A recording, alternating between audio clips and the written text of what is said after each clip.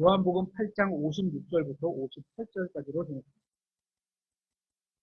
56절부터 58절까지 짧으니까 다 같이 한 목소리로 읽겠습니다. 시작. 너희 아버지 아브라함은 나의 날 보기를 기뻐하다가 그날을 보고 즐거워하였느니라 하시니 그때 유대인들이 그분께 이르되 내가 아직 50도 안 되었는데 아브라함을 보았느냐 하며 예수님께서 그들에게 이르시되 진실로 진실로 내가 너희에게 이르노니 아브라함이 있기 전에 내가 있느니라 하시니라. 좀 우리나라 그냥 대화의 어법으로는 잘 안 맞는 표현입니다.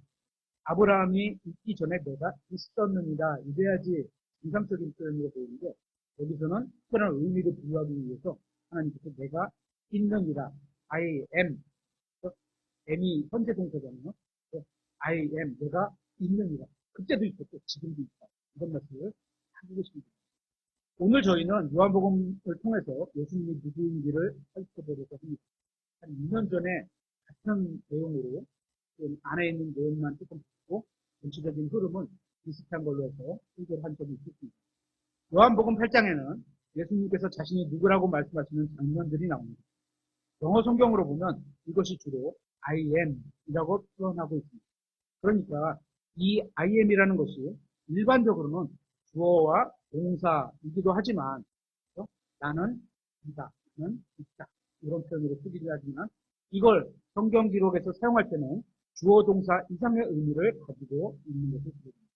그래서 예수님께서 자신이 이 I am이란 표현을 통해서 자신이 누구인지를 직접 발표해 주시는 장면들이 나옵니다. 오늘은 이 구절들을 찾아보려고 합니다. 우리는 지난주 오후 성경 공부 시간에 교회의 연합에 대해서 공부했는데요. 그때 에베소서 4장에서 5절에 이런 말씀이 있어서 한 주와 한 믿음과 한 침례가 있으며 한 하나님이 계시니라고 하고 있습니다. 이 중에 오늘 우리는 한 주님에 대해서 살펴보려는 겁니다. 저는 여기 계신 모든 분들이 주님이 누구인지 알고 계셨으면 좋겠습니다. 그분의 이름은 예수님이시고 그분은 자신의 백성을 구원하신다는 의미를 이름으로 갖고 계신 분입니다. 그리고 누구든지 그분을 믿으면 영원한 생명을 받게 됩니다. 여러분은 예수 그리스도를 믿으셨나요? 하나님께서는 자신이 어떤 분인지 출애굽기에서 처음으로 계시해 주셨습니다. 모세가 이집트에서 살인을 하고 광야에서 숨어 지난 지 40년이 지나고 나서 하나님께서 떨기나무 가운데서 나타나셔서 모세에게 자신의 이름을 계시해 주셨습니다. 그 떨기나무 한가운데서 불꽃이 있었지만 타지는 않았습니다. 그래서 굉장히 희한한 광경이라서 모세가 이 광경을 보려고 접근했다가 하나님의 음성을 듣게 되는 내용입니다. 출애굽기에는 자세히 나오죠. 다 읽어보셔서 아시죠? 거기서 하나님께서 모세에게 나타나셔서 파라오에게 가서 이스라엘 백성을 데리고 나오라고 모세에게 명령하셨습니다. 그때 모세는 사람들이 누가 자신을 보냈냐고 물어보면 무엇이라고 대답해야 하는지 하나님께 여쭙습니다. 어찌 보면 당연한 물음인 겁니다. 누가 보냈는지 그 말한 출처가 있어야지 우리가 성경을 믿듯이 하나님 말씀을 믿듯이 누가 말했느냐 내가 누구가 보냈냐고 말하느냐 이런 거죠. 그때 주님께서는 자신을 I am that I am 나는 곧 스스로 있는 자니라고 알려주셨습니다. 출애굽기 3장 14절에 I am이 이름이신 거죠. 우리가 보는 한글 흠정역 성경은 여기서 I am을 스스로 있는 자라고 번역했고요. 표준역에서는 난이라 직접적으로 I am 난이라 이렇게 번역을 했는데요. 일반적인 영어에서는 I am 이렇게 나오면 나는 무엇이다 로 번역하는 주어 동사로 사용됩니다. 여기서는 I am 그 자체가 하나로 묶인 하나님의 이름을 말하고 있는 겁니다. 하나님께서 자신을 계시하시는데 자신의 어떠하심을 알려주기 위해서 만드신 자신의 이름이라고 보시면 예수님께서 이 세상에 오셨을 때 자신이 누구인지 분명하게 밝히기 위해서 이 I am이라는 이름을 여러 번 사용하셨습니다. 그러니까 불타는 떨기나무에서 모세에게 말씀하셨던 그 하나님이 바로 예수님 자신임을 밝히신 겁니다.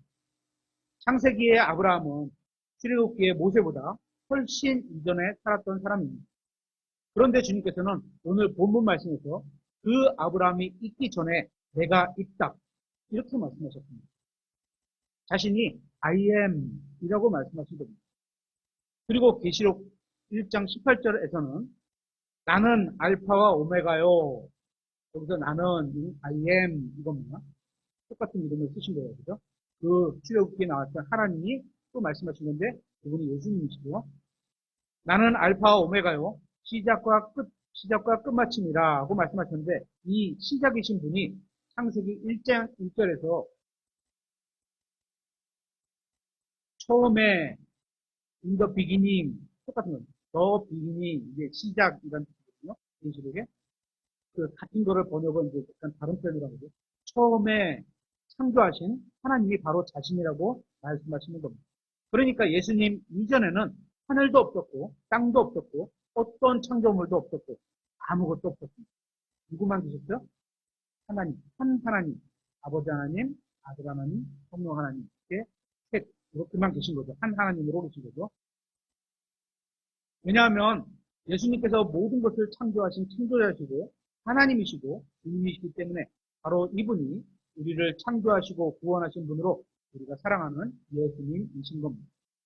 이 예수님께서 자신을 I am이라고 나는 무엇이다고 밝히신 겁니다. I am이란 이름은 우리에게는 잘 와닿지 않지만 유대인들은 이 말을 듣자마자 예수님께서 자신이 여호와 하나님이라고 말하는 의미를 곧바로 알아들었던 것을 보게 됩니다. 그래서 그들은 예수님의 신성 모독으로 고발했던 것입니다. 오늘 살펴보려는 첫째 말씀은 예수님은 자신을 생명의 빵으로 밝히셨습니다. 요한복음 6장 31절입니다.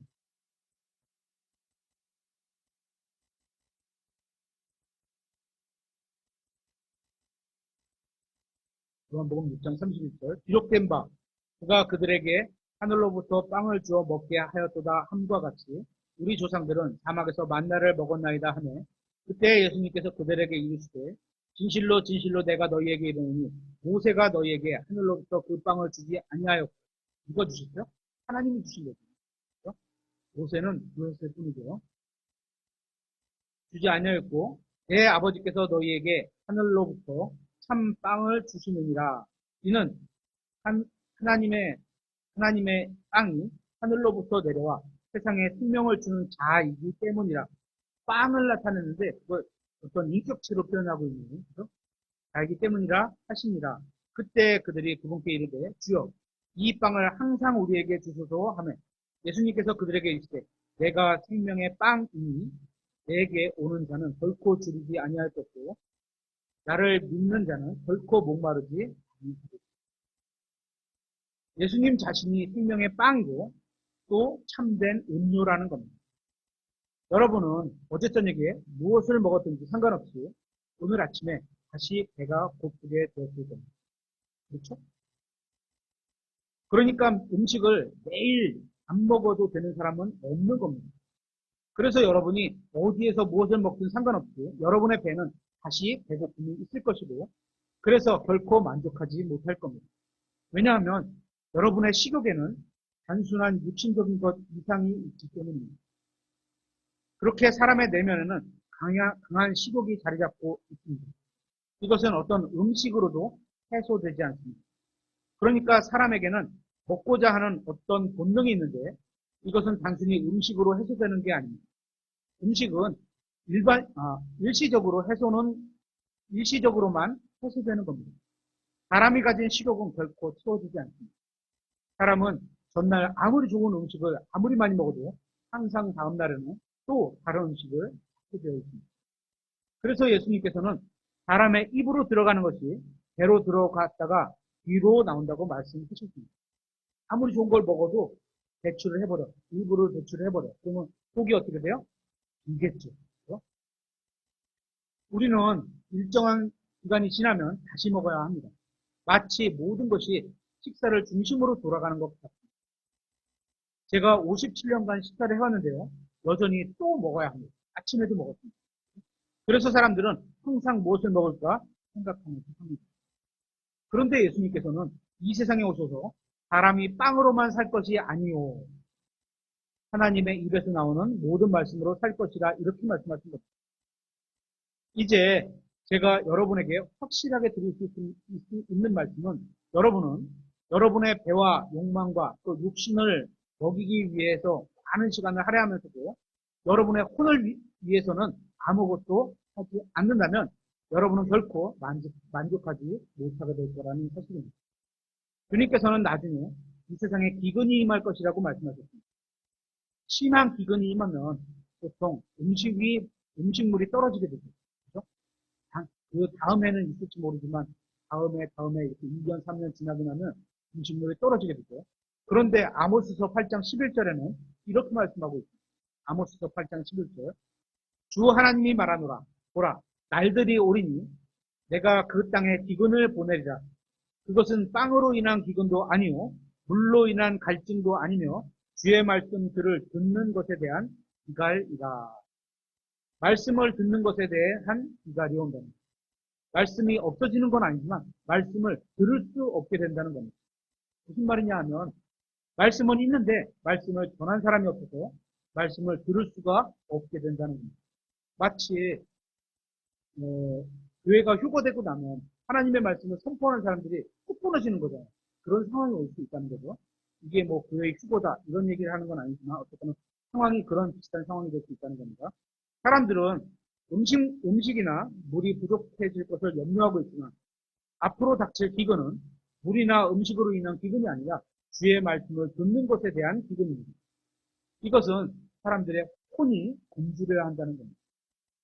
영혼에 대한 말씀이라고, 영혼의 양식, 하나님 말씀을 이렇게 표현하잖아요. 왜냐하면 그들이 아무리 이 세상에서 좋은 걸 먹고 좋은 걸 소유한다 할지라도 만족할 수 없을 건데 영혼에 관한 것은 예수님을 소유해만 만족할 수 있기 때문인 겁니다. 오늘날 이 세상에는 많은 사람들이 굶주림 가운데 죽어가고 있습니다. 그런데 이런 굶주림은 비단 먹을 것뿐만이 아닙니다. 어떤 사람들은 부모님의 사랑에 굶주려 있기도 하고, 은설이는 아빠가 많이 사랑해줘요. 안 굶주린 거는 사랑이. 근데 그런 사람도 있어요. 어떤 사람은 이성의 사랑에 굶주려 있기도 합니다. 그래서 아무리 남자친구를 사귀고 여자친구를 사귀어도 결코 만족함을 얻지 못하게 될 겁니다. 왠지 아세요? 성경에 보면 솔로몬이 그랬습니다. 솔로몬의 아내가 몇 명이었죠? 네? 1000명. 실제 아내는 700명, 첩이 300명, 1000명의 아내가 있었어요. 그런데도 솔로몬은 이성으로 만족을 못했어요. 그죠? 그러니까 아무리 많아도, 또 아무리 잘난 사람을 만나도 안 된다는 거예요, 결론은. 솔로몬은 부유함과 권력이 있었는데 결국 이 세상의 것으로는 허무하다는 결론을 내리게 됐어요. 여기에 계신 청년들 중에는 내가 저 사람과 사귀면 행복하겠지? 이런 생각을 하는 사람도 있을 수 있습니다. 그런데 여러분이 누구와 사귀고 결혼해도 결코 만족하지 못할 겁니다. 악담하는 게 아닙니다. 다시 말해서 결코 행복하지 않을 겁니다. 처음에는 신혼 때니까 1, 2년간은 행복하다고 여길지 모르지만 계속 살아보세요. 이거 동의가 되십니까? 한번 계속 살아보세요. 계속 그렇게 되지는 않을 겁니다. 결혼하고 10년, 20년이 지났는데 이 사람과 결혼해서 너무 행복하다. 그런 일은 거의 없습니다. 다시 말하면 내면의 깊은 곳에는 갈증과 배고픔을 계속 느끼게 된다는 겁니다. 또 여러분이 목표한 무엇인가를 이뤘다고 해서 또 모든 욕망이 사라지는 것도 아닙니다. 또 어떤 일이 성공했다고 해서 모든 욕구가 해소되는 것도 아닙니다.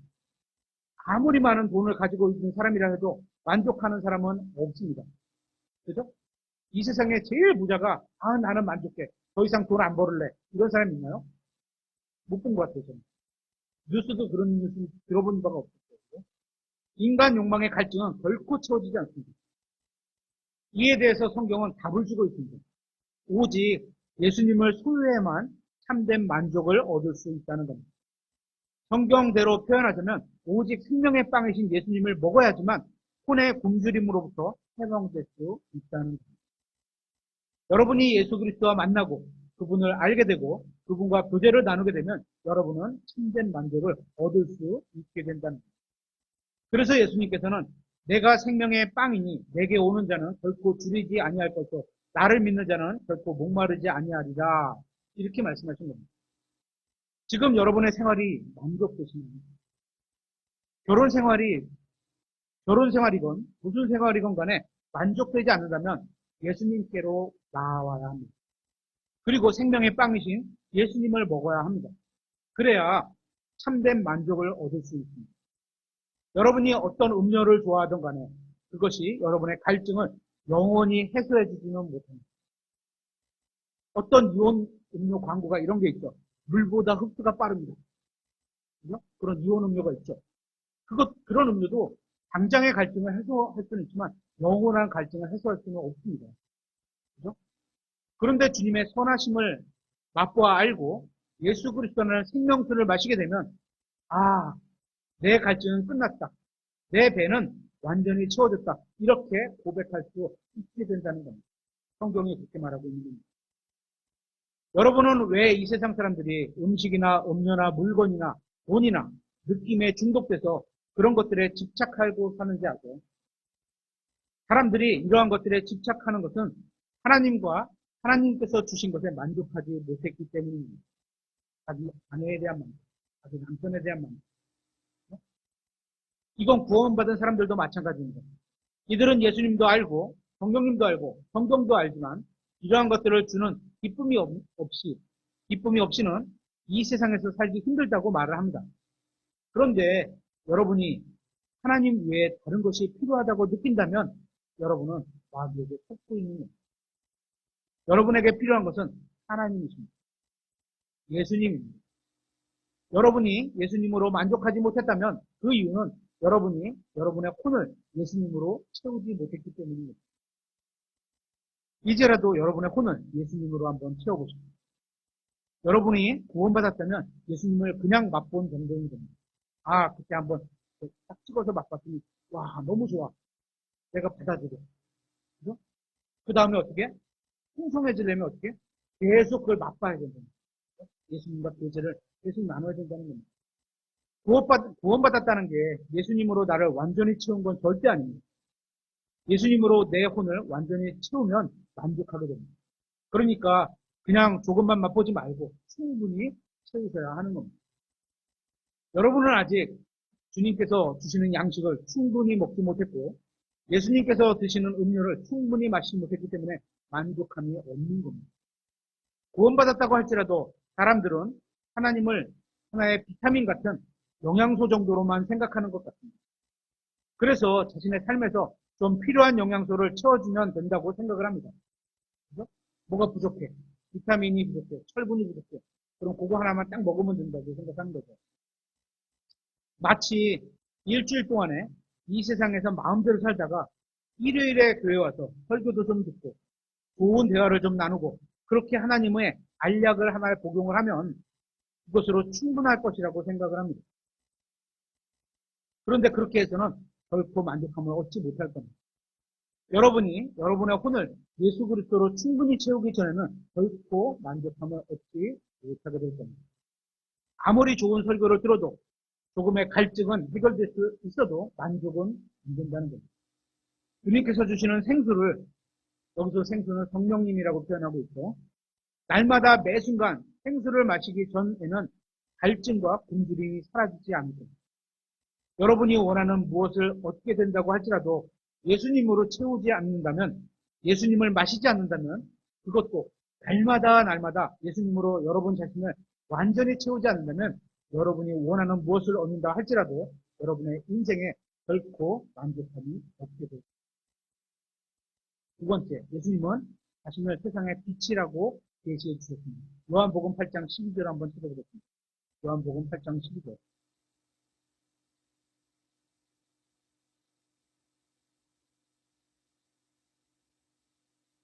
그때 예수님께서 다시 그들에게 말씀하여 이르시되 나는 세상의 빛이니 나를 따르는 자는 어둠 속에서 걷지 아니하고 생명의 빛을 얻으리라 하시므로. 이 말씀을 보면 구원받은 것과 예수님을 따르는 것은 별개의 일이라고 말씀합니다. 구원받으면 예수님의 제자가 되는 게 아니라 예수님의 제자가 되려면 자기 십자가를 지고 하나님 예수님의 말씀을 따라야 되는 게 제자가 된다고 말씀하셨습니다. 그러니까 구원받으면 자동으로 빛 가운데 거니게 된다. 이렇게 말씀하신 게 아니라 어떻게? 구원받았다고 할지라도 예수님을 따르지 않으면 어둠 속에 거하게 된다는 겁니다. 성경에는 눈먼 사람이나 길을 잃은 사람이나 어둠 속을 더듬는 사람이나 내일을 모르는 사람에 대한 이야기가 많이 나옵니다. 이런 이야기를 들은 우리가 무엇을 해야 하고 어디로 가야 하고 또 어떤 결정을 내려야 하는지 전혀 모르면서 살아갈 때 우리가 적용할 수 있는 말씀입니다. 이런 사람의 문제가 무엇인지 아세요? 예수님이 누구인지 모른다는 겁니다. 예수님은 세상의 빛이십니다. 예수님을 따르고 예수님의 말씀을 따르고 그렇게 예수님께서 남기신 발자국을 날마다 순간마다 따른다면 예수님께서 남기신 발자국 위에 여러분의 발을 한번 발자국 위에다 얹어놓고 한 발 한 발 따라가 보세요. 여러분은 자신이 어디로 가는지, 무슨 일이 생길 것인지, 누구를 만나게 될 것인지, 무슨 결정을 내려야 할지 알 수 있게 될 겁니다. 특히 청년들은 저에게 속는 셈 치고 성경을 믿고 예수님이 가지신 마음을 가지고 그분이 걸으신 그 길을 1년간 한번 걸어보세요. 속았다 치고, 그죠? 우리 7, 80 하는데 1년간 속았다 치고 저한테 성경대로 한번 살아보세요. 성경을 믿고 성경대로 살아보세요. 오직 예수님만을 통해서 성경을 봐야 바르게 볼 수 있다는 걸 알게 되실 겁니다. 어떤 걸 선택해야 할지 잘 모르겠다면 예수님을 통해서 한번 보세요. 예수님은 어떤 걸 선택하셨을까? 짬뽕을 선택하셨을까? 짜장을 선택하셨을까? 잘 모르겠죠. 그런 건 그냥 자기가 기호에 선택하는 겁니다. 악한 일을 선택하셨을까? 선한 일을 선택하셨을까? 그죠? 딱 정해지잖아요. 그죠? 예수님을 통해서 보면 내가 이것에 대해서 무엇이라고 말해야 할지, 어떤 직업을 가져야 할지, 무슨 일을 해야 할지 올바른 결정을 내릴 수 있게 되십니다. 예수님 외에는 참된 빛이 존재하지 않습니다. 여러분이 예수님이 아닌 다른 무엇을 통해서 여러분의 경험이나 세상 지식으로 세상을 보려고 한다면 대부분의 청년들이 그렇게 지금 살아가고 있어요. 뭐 저도 그렇게 살아왔었으니까 그걸 탓하진 않겠습니다. 하지만 그거를 뛰어넘어가야지. 그거는 한계가 있고 항상 결과가 좋지 않았죠. 결국 시간 낭비만 하게 될 뿐인 겁니다.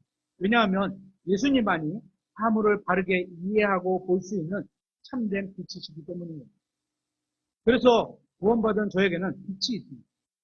다만 저의 육신이 강할 때는 그 빛이 인도하는 대로 따라가지 않는다는 겁니다. 여러분도 마찬가지입니다. 하지만 저에게는 세상의 빛이신 예수님이 계십니다.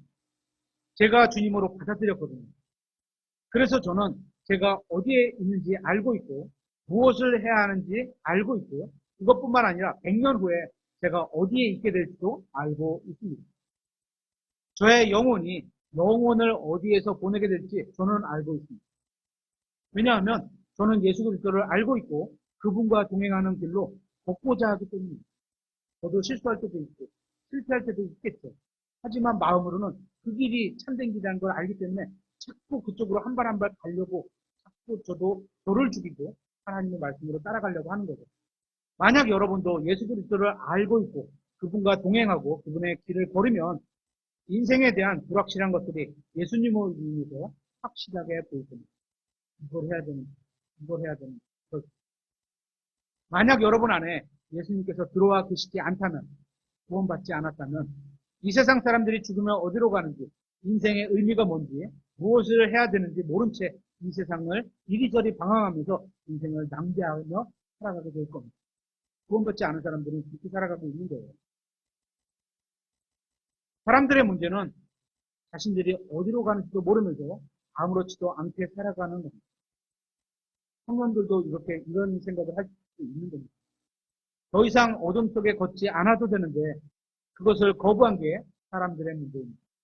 그런데 예수님께서는 예수님을 받아들이고 그분의 말씀을 통해서 우리가 무엇을 해야 할지, 어떻게 걷는지, 어떻게 말해야 되는지, 어떻게 살아야 되는지, 어떻게 행해야 되는지 그런 것들을 모두 다 알려주셨습니다. 그래서 예수님은 세상의 빛이신 겁니다. 세 번째, 예수님은 자신을 생명의 문이라고 계시되셨습니다. 요한복음 10장 7절입니다. 그때 예수님께서 다시 그들에게 이르시되 진실로 진실로 내가 너희에게 이르노니 나는 양들의 문이니라. 나보다 먼저 온 모든 자들은 도둑이요 강도이나 양들이 그들의 말을 듣지 아니하였느니라. 내가 문이니 누구든지 나를 통해 들어가면 구원을 받고 또 들어가고 나오며 꼴을 얻으리라. 도둑이 나오는 것은 다만 도둑질하고 죽이고 멸망시키려 함이지만 내가 온 것은 양들이 생명을 얻게 하고 생명을 더욱 풍성히 얻게 하려 합니다. 무게를 보세요. 문인데 통해서 들어오면 구원을 받고 한 번 지나갔어요. 그래서 예수님이라는 문을 통과해서 구원을 받았어요.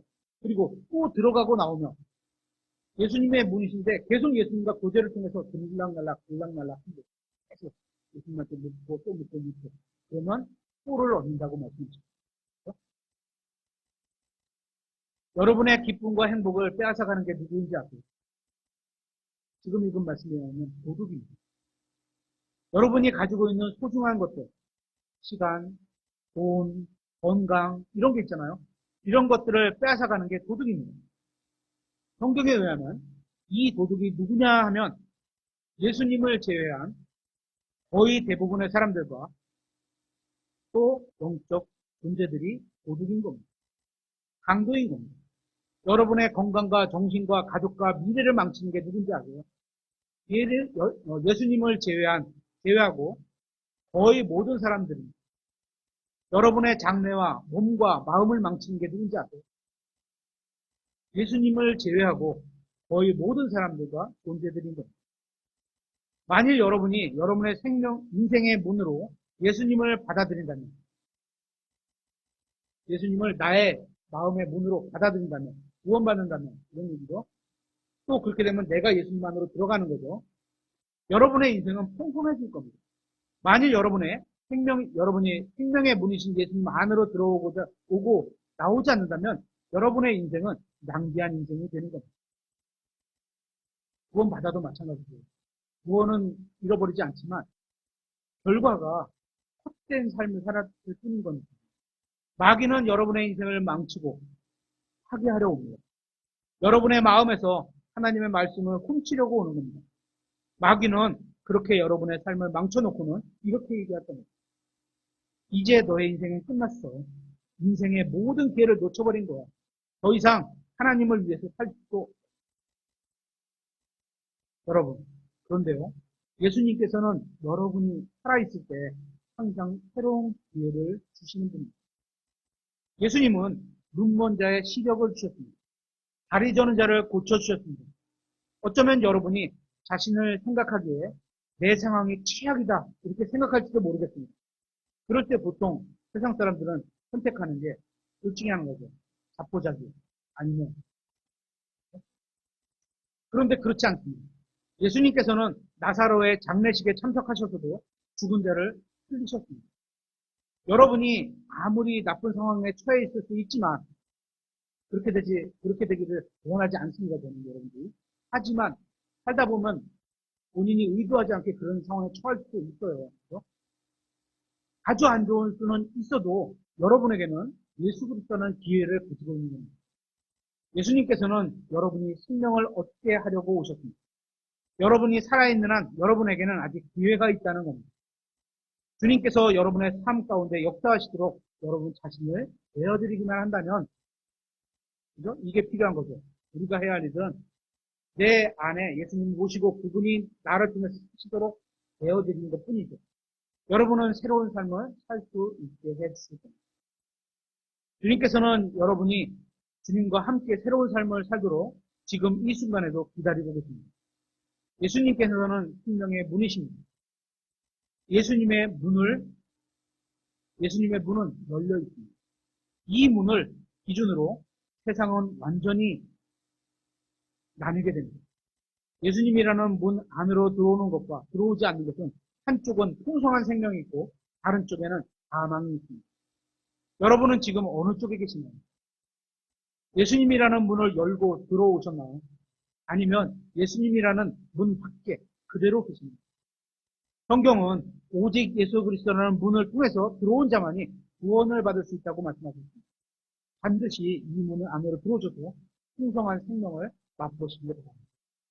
넷째, 예수님께서는 자신을 선한 목자라고 계시해 주셨습니다. 요한복음 10장 11절입니다. 나는 선한 목자라. 여기서 선한, 이거는 굿, 좋은, 하나님에게 쓰는 그런 단어죠. 선한 목자니라. 선한 목자는 양들을 위해 자기 생명을 주지만. 저는 여러분이 지난 한 주 동안에 무엇을 위해서 혹은 누구를 위해서 살았는지 모릅니다.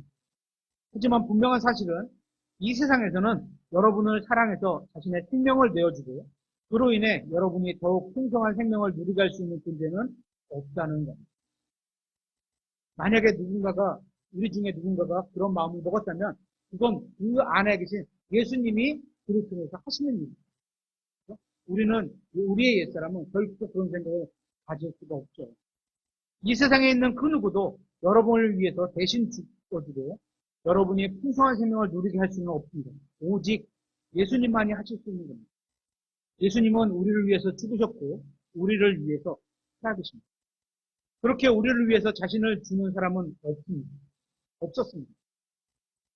여러분이 신경 쓰고 있는 대부분의 사람들은 여러분이 죽고 사는 데는 그리 큰 관심은 없습니다. 부모일지라도 어느 정도 관심은 있죠. 그죠? 하지만 죽어도 어떻게 할 수 있는 게 없어요. 해줄 수 있는 것도 없고. 그 사람들이 나빠서 그렇다는 말이 아닙니다. 사실이 그렇다는 겁니다. 나를 위해 죽어줄 만큼 그렇게 많이 생각해 주지는 않는다는 겁니다. 오직 여러분이 죽는 것과 사는 것에 관심을 갖고 자신의 생명을 여러분에게 주실 수 있는 유일한 분은 예수님밖에 없다는 겁니다. 이게 얼마나 대단한 건지 아세요? 저희 집에는 강아지 한 마리를 지금 키웁니다. 근데 만약에 이제 강아지가 많이 죽어야 돼. 죽을 병에 걸렸어요. 심장을 이식해주는 사람, 예를 들어서. 근데 주인인 내가 그 강아지를 심장을 떼어줄까요? 말까요? 떼어줄 것 같아요? 안 떼어줄 것 같아요? 안 떼어줄 것 같아요. 저도 안 떼어줘요. 근데 하나님은 인간을 위해서 그러셨습니다. 이게 대단한 거예요. 대단한. 그래서 예수님만 줄 수 있는 일이었습니다. 다섯 번째, 예수님은 자신이 부활이요 생명이라고 말씀해 주셨습니다. 요한복음 11장 25절을 보겠습니다.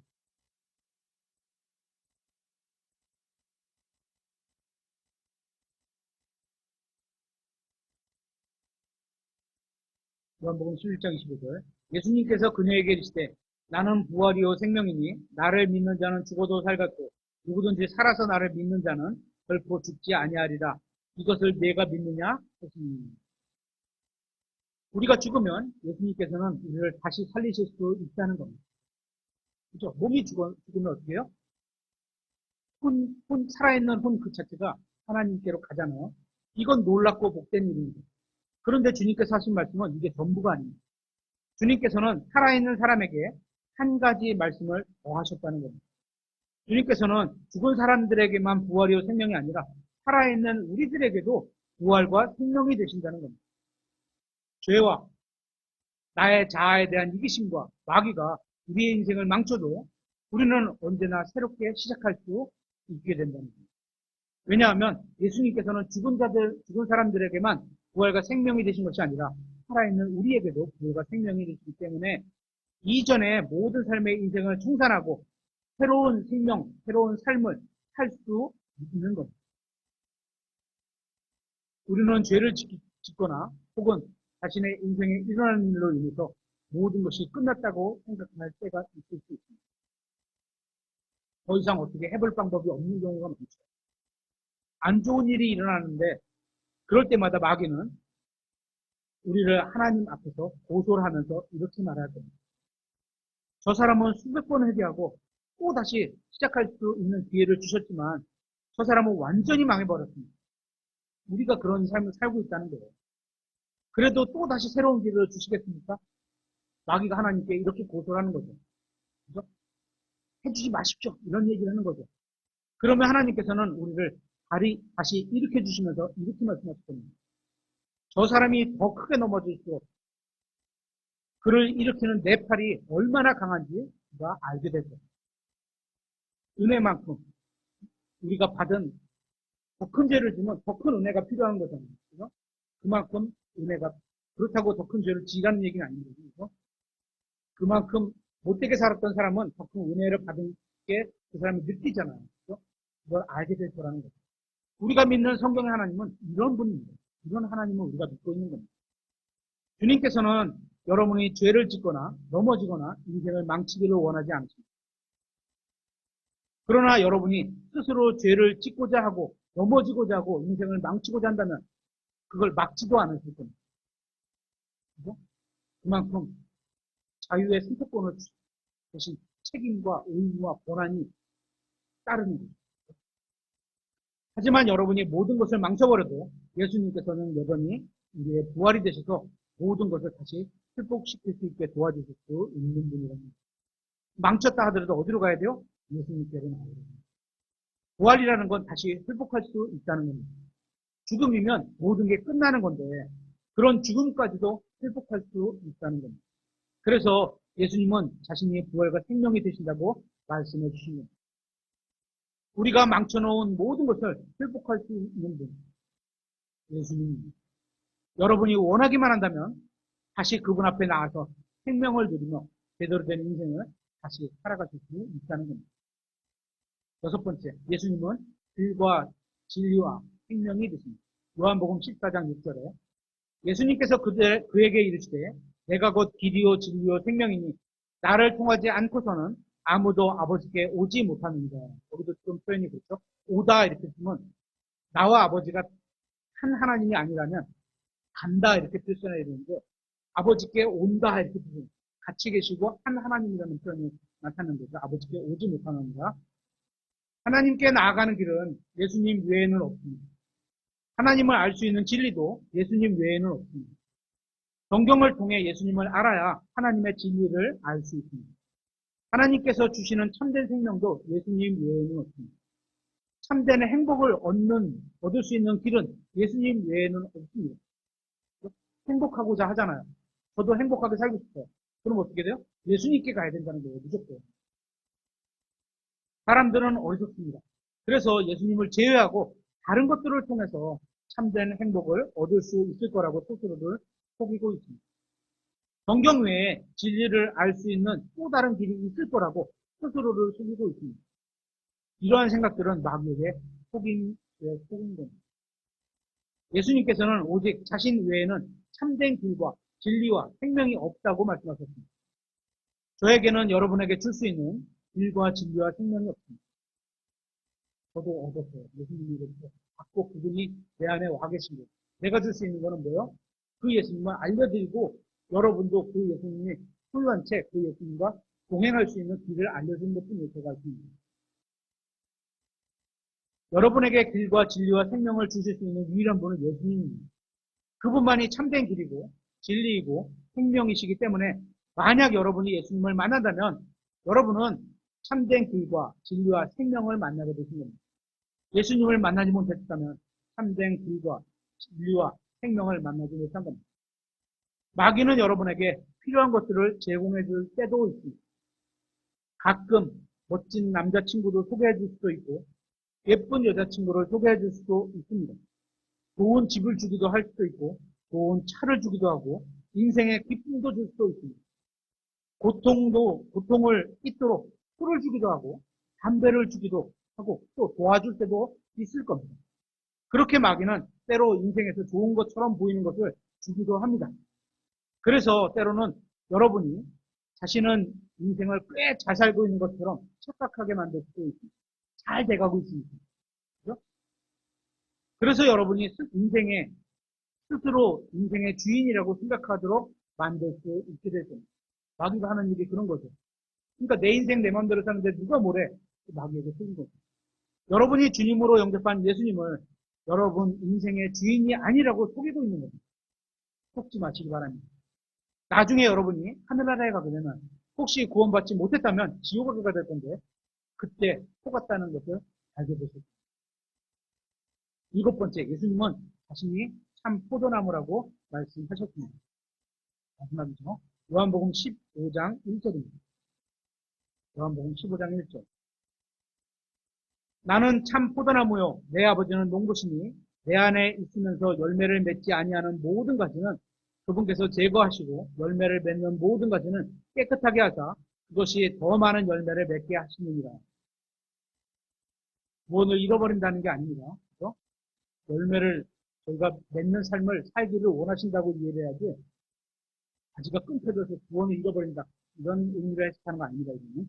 3절. 이제 너희는 내가 너희에게 일러준 말로 깨끗하게 되었으니 하나님의 말씀을 읽음으로 우리의 영과 혼이 깨끗하게 되죠.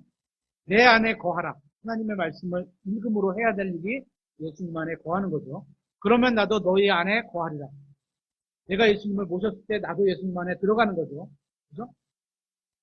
가지가 포도나무 안에 거하지 아니하면 스스로 열매를 맺을 수 없는 것 같이 너희도 내 안에 거하지 아니하면 더 이상 열매를 맺을 수 없느니라. 나는 포도나무요 너희는 가지니라. 사람이 내 안에 거하고 내가 그 안에 거하면 바로 그 사람은 많은 열매를 맺나니 나 없이는 너희가 아무것도 할 수 없느니라. 여기서 중요한 건 나 없이는 너희가 아무것도 할 수 없느니라. 오늘 우리는 누구를 위해 살아야 하는지를 살펴보고 있습니다. 그리고 몇 가지 살펴봤습니다. 참된 길과 진리와 생명 되시는 예수님을 위해서 살아야 한다는 겁니다. 오늘 설교를 들으면서 여러분이 마음으로 믿고 받아들인 사람이라면 이런 생각을 하게 될 겁니다. 그래, 이제부터는 예수님을 위해서 살아야겠다. 더 나은 사람이 되어야겠다. 이제는 좀 과거의 인생보다 좀 더 나은 인생을 살아야겠다. 이제부터는 그리스도인답게 살아야겠다. 이제부터는 좀 선한 사람이 되어야겠다. 하나님을 위해서 어떤 일을 해야겠다. 이런 결심을 하셨을 겁니다. 반응은 좋은 거죠. 그런데 말입니다. 만일 여러분이 이런 생각을 했다면 여러분은 또 한 번 마귀에게 속은 겁니다. 성경은 예수님께서 나 없이는 너희가 아무것도 할 수 없다고 분명히 말씀하고 있습니다. 지금 제가 읽은 거에 다 내가 하겠다. 뭘 해봐야 되겠습니다. 잘 살아봐야겠습니다. 우리 스스로의 힘으로는 이런 그리스도인이라는 삶을 살 수가 없다는 겁니다. 예수님께서는 우리가 예수님께 붙어있는 가지라는 사실을 알기를 원하셨던 겁니다. 가지가 수분을 어디서부터 뽑아와요? 뿌리에서부터 뽑아와요. 뿌리와 줄기를 통해서 가지가 있는 거거든요. 그죠? 그죠? 우리는 뿌리로부터 받은 영양분을 공급해서만 열매를 맺을 수 있습니다. 가지가 스스로 열매를 맺을 수 없는 것처럼 우리는 스스로 좋은 열매를 맺을 수 없습니다. 그러면 우리에게 선한 열매를 맺으려면 어떻게 해야 할까요? 우리가 예수님을 온전히 신뢰하고 그분께 우리 자신을 내어드리면, 다시 말하면 예수님의 말씀을 믿을 때, 하나님의 말씀을 믿을 때, 그때 우리는 선한 열매를 맺으시는 성경을 통해서 하나님의 일을 참여하게 되고 그때 열매를 맺을 수 있게 된다는 겁니다. 어떤 사람은 그리스도인답게 사는 게 너무 힘들다고 얘기를 합니다. 아까 제가 읽었던 내가 뭐 할게 하면 나중에 쓰러져 지치고요. 상급은 거의 없어요. 그렇게 하면. 다른 마음 가지면 다른 거예요. 그걸 틀렸다고 하는 게 아니에요. 그런 마음은 가지셔야 돼요. 하지만 그게 믿음으로 내 안에서 일하는 게 나와야 되는 거지. 내가 머릿속으로 의지적으로 판단해갖고 그래 이게 이래야 되고 하면 지쳐서 쓰러지게 돼요. 그리고 꾸준히 할 수가 없어요. 그래서 가급적 교회는 억지로 뭘 하라고 이렇게 막 기다려요. 제가 모세 형제님하고도 주일학교 교사에 대해서 얘기 나누는 게 2년이 넘었어요. 그래도 계속 기도하면서 기다리고 하다가 형제님이 같이 하시겠다고 동의를 주시고 나서 시작했어요. 2년이 넘었어요. 잘하신 겁니다. 하여튼 그렇게 기다려서 가야지. 당장 예를 들어서 뭐가 필요하다 그래서 막 여러분에게 뭐가 필요한 설교를 제가 해서 당장 뭘 일으키려고 하면 제 설교지 하나님 말씀을 전하는 건 아니라고 저는 생각합니다. 조심해야 됩니다. 삶의 뜻대로 제대로 된 삶을 살아보려고 했는데 너무 힘들어서 실패했다는 이야기를 등장합니다. 그런데 예수님께서는 단 한 번도 우리 스스로 그렇게 해보라고 하신 적이 없다는 겁니다. 예수님께서는 자신 안에 거하라고 말씀하셨습니다. 우리가 예수님 안에 거하면 우리는 풍성한 열매를 자동으로 거둘 수 있게 되는 겁니다. 그러니까 오늘 살펴본 모든 것들의 핵심은 예수님 안에 거해야 된다는 겁니다. 그렇다면 우리가 어떻게 하면 예수님 안에 거할 수 있습니까? 비결이 7절에 나와 있습니다. 요한복음 15장 7절. 너희가 내 안에 거하고, 그저 거하는 말씀이 나오잖아요. 내 말들이 너희 안에 거하면, 예수님 안에 거하는 게 하나님의 말씀이 우리 안에 거하는 거구나. 이거예요. 그죠? 너희가 원하는 바를 구하면, 그러면 하나님 말씀이 우리 안에 있으면 우리가 무엇을 줘요? 하나님의 뜻대로 되는 그런 기도를 할 거 아니에요. 그러면 그것이 너희에게 이루어집니다. 예수님의 말씀이 우리 안에 거하면 우리 안에 믿음이 있는 거죠. 그 믿음으로 우리는 풍성한 열매를 맺고 하나님께 영광을 돌리고 하나님의 또 예수님의 제자가 될 수 있는 겁니다. 그러니까 우리가 예수님 안에 거하는 비결은 뭐냐면 구원받고 나면 자동으로 그리스도 안으로 들어가게 되는 것까지는 맞는 거죠. 또 구원받고 나면 성령님께서 믿는 우리를 주님 안에 넣어주시는 것까지는 구원받을 때 동일하게 일어나는 거죠. 그래서 우리가 예수님 안에 예수님 우리 안에 들어오는 거죠. 그리고 나서 우리가 예수님 안에 날마다 거해야 하는 겁니다. 근데 뭐라고요? 말들이 너희 안에 거하면 내 말들이 너희 안에 거하면 예수님의 말씀이 우리 안에 거해야 되는 거예요. 날마다 매일 성경을 읽으라는 거예요. 그 말씀을 우리 안에 갖고 그 믿음으로 살아가라는 거예요. 그러기 위해서 예수님의 말씀이 우리 안에 거하면 우리가 예수님 안에 거할 수 있게 된다는 겁니다. 이거는 좀 추상적으로 들리기는 하겠죠. 그러니까 어떻게 해야 그분 안에 거할 수 있는지, 어떻게 해야 성령 안에 걸을 수 있는지. 여기서 예수님 안에 거하라, 성령 안에 거하라는 말은 같은 의미를 나타냅니다. 우리가 예수님 안에 거하는 건 쉽지 않은 것 같은데 예수님 말씀이 우리 안에 거하는 건 어렵지 않습니다. 그렇죠. 그리고 우리가 원하는 바를 구하면 다 이루어질 수 있다고 말씀하고 있는 겁니다. 하나님께서는 우리가 진리를 알 수 있도록 하셨습니다. 무엇이 진리인지, 여러분이 무엇을 위해서, 누구를 위해서 살아야 하는지 알 수 있도록 하셨다는 겁니다. 만일 여러분이 예수님 위해서 살지 않고 여러분 자신만을 위해서 산다면, 다시 말하면 참되고 영원한 것을 위해서 살지 않고 거짓되고 일시적인 것만을 위해서 살았다면 그것은 여러분이 몰라서가 아니라 여러분 자신이 원하고 있지 않았기 때문입니다. 왜 오늘 설교를 들으셨습니까? 왜냐하면 예수님께서는 우리가 풍성한 생명을 얻고 열매를 맺을 수 있도록 자신의 생명을 우리에게 내어주셨습니다. 우리는 예수님 안에서 이러한 것들을 이미 선물로 받았습니다. 안에 동명님보다 큰 선물이 있나요? 하나님인데. 여러분은 하나님보다 큰 선물이 있나요? 없습니다. 좋은 건, 제일 큰 건 이미 받았어요. 그래서 여러분이 자신을 주님께 내어드리고 예수님 안에 거하고, 무슨 말이라고? 예수님의 말씀이 우리 안에 거하고, 이런 말이라 그랬죠? 그렇게 되면 여러분은 풍성한 열매를 맺을 수 있게 됩니다. 여러분 자신이 주님께 내어드릴 마음이 있다는 것을 내어드리시길 부탁드리며 우리 말씀을